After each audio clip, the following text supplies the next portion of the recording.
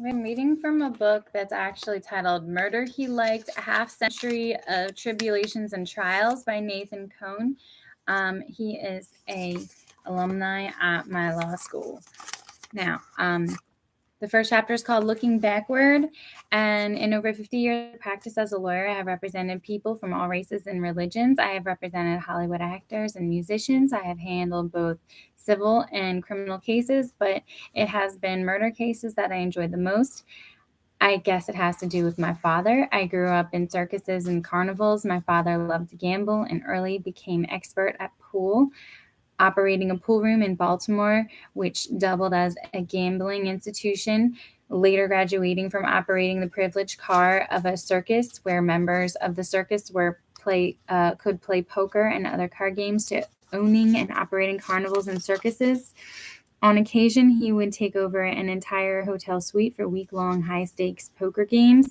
While high-stakes poker was never to my taste, I found the same thrill in trying murder cases. Luckily, I never lost a client to the gas chamber, and I won more often than I lost. My grandfather, Samuel Cohen, had brought his family to this country from Poland and was a tailor of great reputation in Baltimore.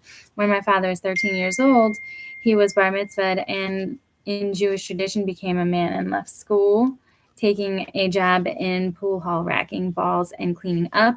Over the next few years, he became a proficient pool player. When he was 21 years old, he opened his own pool hall, which he named Kid Polishes. My father was known as Polish because his family had come from Poland. He was also called Polish because he was so smooth. The pool hall had 2 floors with pool tables on the lower and billiard tables on the upper. At 1 o'clock in the morning, my father would put a headboard at the top of one of the billiard tables and run a crap game.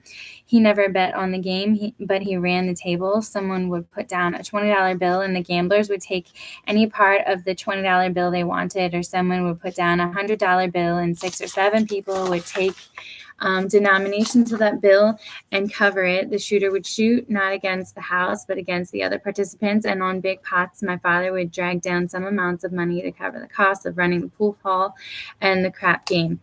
You could find the top gamblers in Baltimore at my father's pool hall, shooting anywhere from $20 to $500, even $1,000 on some occasions. In front of my father's pool hall, a newsboy named William sold the morning newspapers. William would work from 9 o'clock at night through the next morning. He also kept watch with the police sergeant who kept the beat. The sergeant came into my father's pool hall quite often, but by the time the sergeant reached the second floor, the crap shooters warned would all be playing billiards, and the sergeant would express his surprise that such a well-dressed gentleman would play billiards at 2, 3, or 4 o'clock in the morning. Every evening, my father would give William $5 and buy all the newspapers William had left. No one complained about the game. Everybody who played enjoyed it, but the sergeant kept coming, and my father began to think about ways to allay the sergeant's suspicions until William came to the rescue. William considered himself a prize fighter, and he made my father a proposition. If my father would get him a fight, my father would get 10%. My father went to the gymnasium supply house and bought a heavy punching bag, a bicycle, a table, and weights. He cleared away a place on the second floor and told William. From then on, he would pay William to come in and train there at night. William started training each night at midnight and trained until morning. When the sergeant came in, he found well-dressed gentlemen watching William train. My father explained that since William was used to being awake during those hours and was more alert then, it was the best time for him to train. Somewhere along the line, the guys got to fight. He can't just train, and William did fight. My father arranged a preliminary match. Even the sergeant came, and William won by a knockout. Of course, my father had fixed the fight, but the preliminary, and no one lost anything, and William kept fighting in preliminaries and knocking his opponents out. My father was very happy. His friends were watching William train, and when the sergeant wasn't there, they would shoot dice, and my father would drag down his share. However, every lucky streak breaks. After several months, William told my father a promoter had called him from San Diego who wanted him to fight a champion there. That's so funny.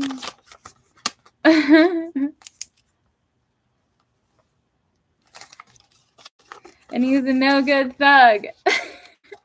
Sorry, I'm just highlighting a couple other things that I thought were funny from the preface. It says here that Mr. Cohn described the San Francisco that existed before Fisherman's Wharf was for tourists. When Pier 39 formed, part of the port teeming with ships from all over the world, when the days of the Barbary Coast were still a living memory for some.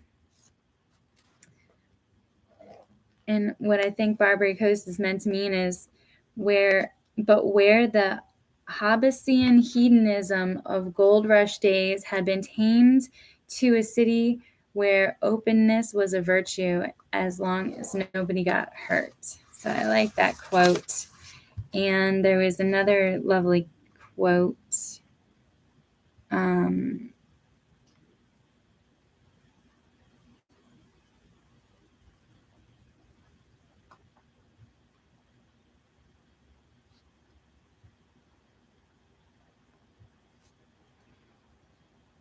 This is interesting because I'm not quite sure what it all means, but we're saying City Hall had been rebuilt to specifications by then Mayor Sonny Jim Rolfe, requiring its dome to be larger than the Capitol Rotunda in Washington, D.C. It was a time when the word dot was part of the word polka, before wine bars and condos and live works and Vespa scooters, when it wasn't a source of embarrassment to work with one's hands, whether building ships or handling the cards of a poker deck. So the next thing that is said about working with one's hands is that openness sprawled the breed of attorneys who fought with words and with fists, who made the courtroom where the conflicts of this crazy quilt world worked themselves out into theater. And then we gave the names of some guys and dolls, which now seems so much more applicable, and Les Mis. So I'm going to go back to chapter 1, having highlighted some of those beautiful quotes about using one's fists, fighting with one's words and one's fists, which I don't think there's much of that going on today, but perhaps in murder trials there is. All right, so we want William to fight a champion in San Diego. When William returned to Baltimore, he had beaten up the top fighter in San Diego. He had also changed his name. He now called himself Kid William. William's victory had gone to his head, and he wanted my father to change the name of the pool hall to Kid Williams and Kid Polishes, they argued. William kept coming at my father, pushing his finger at him, and my father slapped him down. Not a good showing for a fighter. And that was the end of Kid Williams. My father continued to run the crap game, but the sergeant grew more suspicious. It was time to sell the pool hall and get a job. As luck would have it, the circus was in town, and they were looking for someone knowledgeable in gambling to run its privilege car. Just the very name of privilege car in quotes is great. In those days, circuses traveled by railroad. Circus equipment was transported on railroad flat cars, and the circus performers in hands rode in Pullman's cars. Many of the performers in hands would sleep in the Pullman cars rather than pay for a hotel, even when the circus was in town.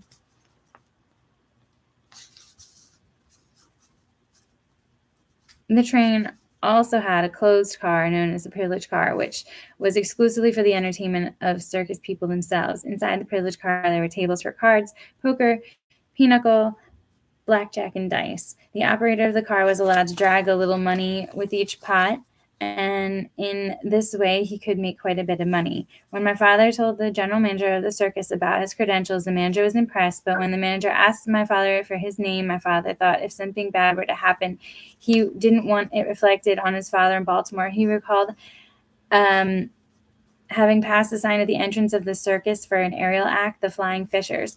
My name is Fisher. What is your first name? Harry. My father had a brother, Harry Cohn. Thus, my father took the name Harry Fisher, and because he was nicknamed Polish, he became known in show business as Harry Polish Fisher, and went on went on to become one of the top showmen in the country. A dealing cards. All right, we got like 6 more pages. We're breaking this chapter. In my many years in court, I learned a lesson. Luck or fate, if you prefer it, changes people's lives in so many ways we can never know. And this book is filled with examples of luck or fate.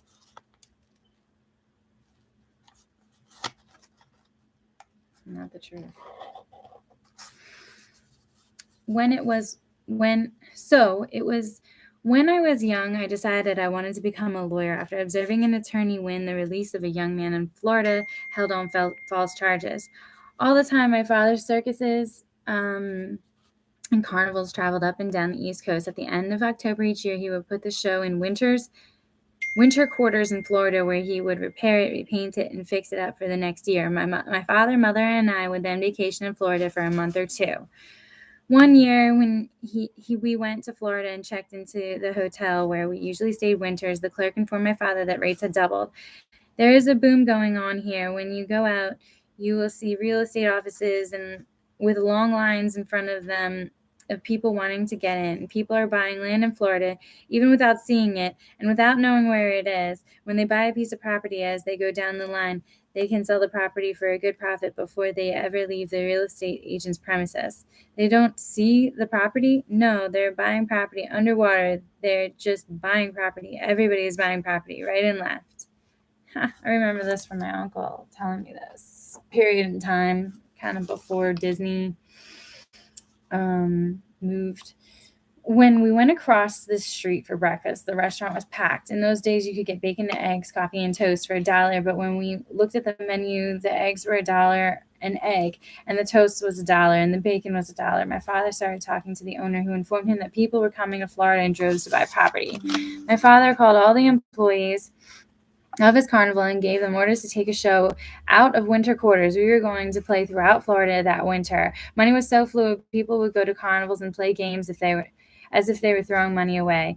The way my father handled all that cash was somewhat unusual. My father had a large wagon that he used for an office. 20 feet away, he placed a tent which was empty except for 2 steamer trucks. Across these 2 trucks, he laid a brand new mattress. He would have someone stay in the tent with the 2 trunks at all times, and at night, when everyone turned in their receipts, he would have them throw all the paper money in one trunk and all the silver money in the other trunk. One fellow would sleep on the top of the 2 trunks overnight, and the next day the banks opened. My father would put the 2 trunks on the back of the truck and drive them to the bank, and the bank would count the money. On our way to Tampa that winter, we saw a young man standing on the side of the road trying to hitch a ride. When there were no other cars anywhere, my father stopped and asked the young man where he was going. He was trying to get to Tampa to look for a job. My father offered him a ride with us and sat with the young man in the back seat with me. He'd been standing on the road in the heat for quite a while, and his body odor was so bad I could hardly stand it even after I opened the car windows to try to get the smell out. The young man introduced himself to us and told us his name was Johnny. My father looked at him over and announced, "I'll tell you what, when we get to Tampa, I'm going to give you some money. Go somewhere and take a bath and buy new clothes. The clothes you've got on, just throw them away. Then come out to the carnival." He gave Johnny a $20 bill, which would be like giving somebody a $500 bill today. 3 hours later, Johnny showed up in red corduroy pants and shiny new shoes and a dark-colored shirt and windbreaker. He looked like $1 million considering what he looked like when we first saw him. My father showed Johnny the 2 trunks that were being used to hold the money before taking it to the bank, and my father showed Johnny the mattress that went on top. My father explained that he would pay Johnny a good salary to watch the trunks. If he had to go to the men's room, all he had to do was open the front flap, and someone in the office would see him and go down and keep an eye on the tent for him. My father would have somebody from the cookhouse send him 3 meals a day. It was a very easy job. We were going to play Tampa for 1 week. However, the business was so good we decided to stay another week. By Monday night, business had slowed down a bit, but we still had a big crowd. I was out on the midway when I saw 2 policemen come on the lot with the older man and the younger man, both of whom were standing, pointing and gesturing. I wanted to know what the policemen were doing on the lot. You very seldom saw policemen on the lot unless there was some special reason for it. I saw 2 policemen go over to Johnny's tent and go inside. When they came out, they had Johnny in handcuffs. I rushed to the office wagon and told my father what was happening. The policeman explained that these 2 men were father and son. They drove a laundry route and someone had held them up and taken $140 from them. The policeman said the men told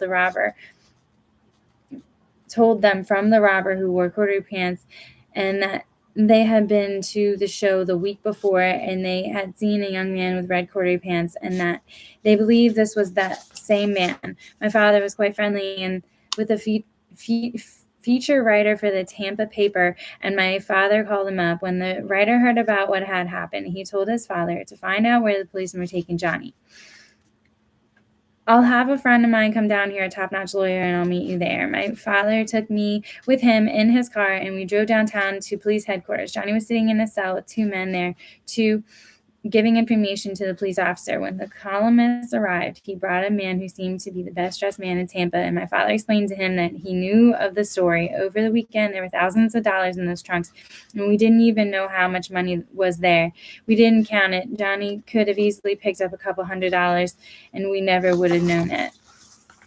The attorney talked to the captain for 10 minutes, and the captain told the two plainclothes policemen to take the father and son to opposite sides of the police station. They took the father in one room, and they told the father that the son had said to the robber, had a hat on down over his eyes so you could hardly see his face, and that he had on red corduroy pants and a black jacket, and that he had a shiny pistol and that had 6 chambers with bullets in the chambers, and that the robber said, "This is a robbery and this is a gun, and if you try to make any trouble, I'll shoot you both dead, so give me the money." The father confirmed it. They went to the son and told him that the father had told them that the man had no hat on and that he had nothing on except a jacket and red corduroy pants, and he had a large .45 automatic in his hands, and he didn't say a word. He just motioned towards the money, then put his hand down and took the money from them and walked away without saying anything. When the son confirmed this story, the officers arrested the father and son and let Johnny go. The attorney laughed and patted the officers on the back. My father asked the lawyer how much he owed him. Nothing. It was fun. I had more fun tonight than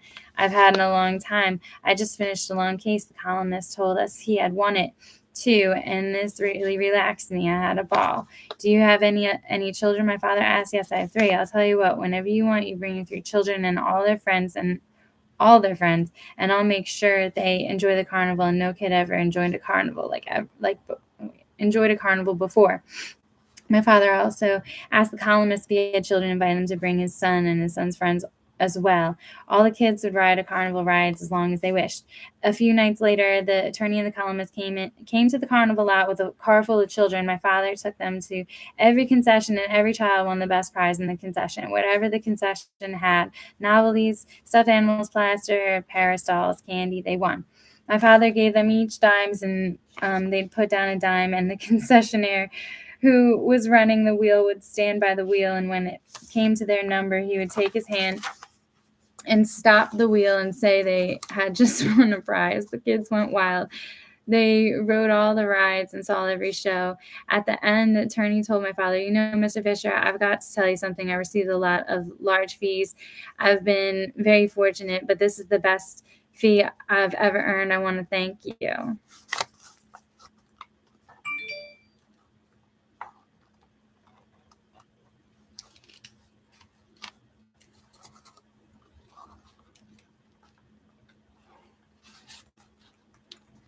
I looked at this man and thought, what a job this guy's got.